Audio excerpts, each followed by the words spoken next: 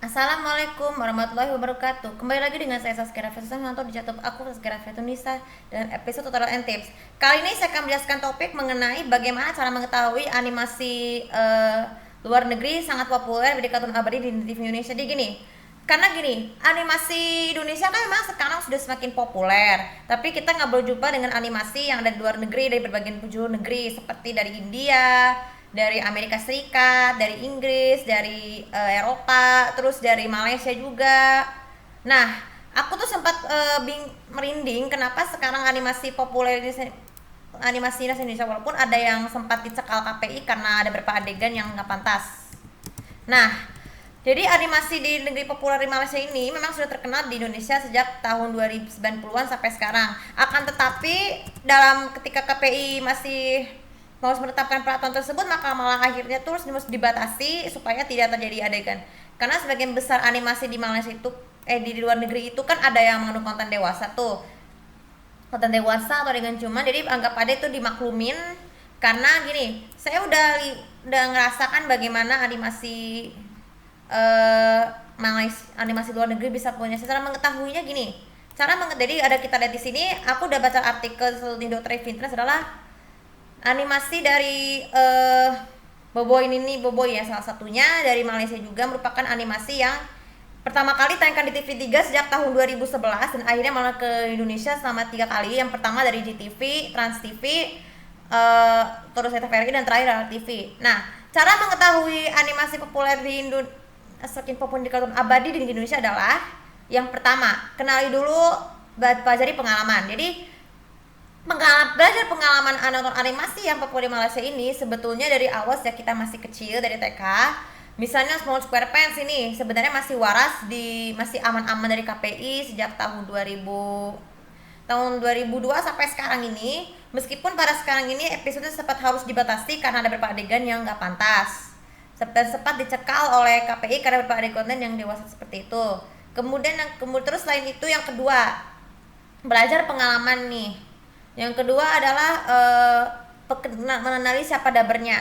Pedaber atau pengisi suara ini berperan penting sekali ketika mengisi suara animasi luar negeri. Kenapa? Karena kan kebanyakan dari animasi luar negeri itu kan banyak menggunakan bahasa Inggris dan bahasa masing-masing. Tapi kebanyakannya pakai bahasa Inggris kalau misalnya secara resmi. Jadi dabernya itu bisa kita kenali seperti Mas Combi, Uci Bispark, ada Devika Nia, ada Desi Milianti. Seperti dulu-dulu tahun saat aku masih SMA dulu baru kenal daber-daber ini sejak dari animasi Dora atau Kisah Para Nabi. Yang mungkin kita bisa kenal dabernya seperti apa. Kemudian yang ketiga adalah seberapa lamanya. Jadi gini, animasi MNC Group ya adalah merupakan media penyiaran terbesar mempunyai 3 kartun ikonik, yaitu Doraemon dari Jepang yang dikreatori oleh Fujiko F Fujio, kemudian Upin Ipin dibuat kreator oleh Haji Bonanza Arif dari Malaysia, dan juga subscriber oleh mendiang almarhum Stephen Hillenburg. Jadi sebenarnya dari ketiga dan negara Malaysia, Amerika, dan juga Jepang itu merupakan sudah menaikkan kartun ini sejak tahun abadi sekali. Misalnya di RCTI tahun 1988, kemudian Upin Ipin di MSTV sejak tahun 2007, dan juga Small Square Pants di JTV sejak tahun 2006. Oke, maksudnya ini kenapa bisa dikatakan kartun abadi ini bisa populer? Karena kan kalau Small Square Pants kita tahu kemenangannya itu banyak sekali, beberapa kali sebagai animasi terbaik di salah satu penghargaan di Amerika, yaitu Kids Choice Award 90-an sampai sekarang sebagai animasi populer. Kemudian Upin Ipin, termasuk begitu juga Upin Ipin yang berhasil menjadi kartun abadi di MSTV karena berhasil penghargaan sebagai serial animasi kesayangan di Moment Kids Award. Selama ini akan menjadi yang ke-6 kali berturut-turut aku prediksiin. Kenapa? Karena dan yang terakhir adalah Doraemon. Ya, Doraemon tayang sebagai tahun 98 itu sebagai kartun abadi, walaupun pada sekarang tuh berfokus ke penghargaan seperti itu. Oke. Jadi kemudian yang keempat adalah penayangan episodenya nih. Jadi episode dari sebuah kartun negeri itu bisa saja mengikut dari yang aslinya ataupun tidak. Kenapa? Karena kekhawatiran ratingnya akan semakin anjlok oleh yang sebenarnya didominasi oleh sinetron. Karena memang zaman sekarang ini anak-anak Indonesia zaman sekarang itu lebih suka dengan nonton YouTube dari YouTube ketimbang di TV. Kenapa? Karena kan kalau yang lama itu kan sudah agak susah jalankan di TV karena kekhawatiran KPI. Kemudian yang terakhir adalah cara mengetahuinya adalah ini adalah apakah memastikan kapan waktu second dengan atau perbedaan antara dengan dulu dengan sekarang. Sebenarnya kebanyakan animasi sekarang ini tuh memang terutama dari MNC Group ini seperti Doraemon, SpongeBob SquarePants dan Upin Ipin itu sebenarnya tidak menggunakan kredit, ada sih kredit, menggunakan kredit atau intro karena dikhawatirkan copyright hasilnya. Jadi anggap pada itu maklum.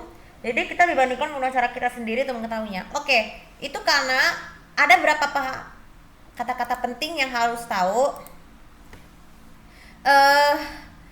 Sebenarnya kalau kita lihat dari segi animasi saking populer, ada di Indonesia tuh sudah ada beberapa kartun abadi yang lain seperti Naruto dan Tom and Jerry, tapi sayangnya itu setiap aja karena beberapa adegan konten kekerasan seperti itu atau kayak mengandung unsur yang gak bagus untuk anak-anak, jadi lebih fokus ke asal pendidikan. Begitu salah satu stasiun televisi yang paling banyak menaikkan animasi adalah RCTI, MNC TV, Antv, terus GTV, Net dan sekarang RTV ya.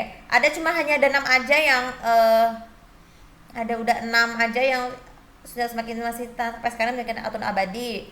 Kita mengharapkan kalau Boboiboy nanti di RTV juga akan menjadi abadi dan bisa membawa nama animasi Malaysia itu bisa dianggap sebagai animasi lokal di Indonesia walaupun dari Malaysia, tapi anggap aja ini semoga anak Indonesia bisa jadi makin persahabatan antara Indonesia dan Malaysia.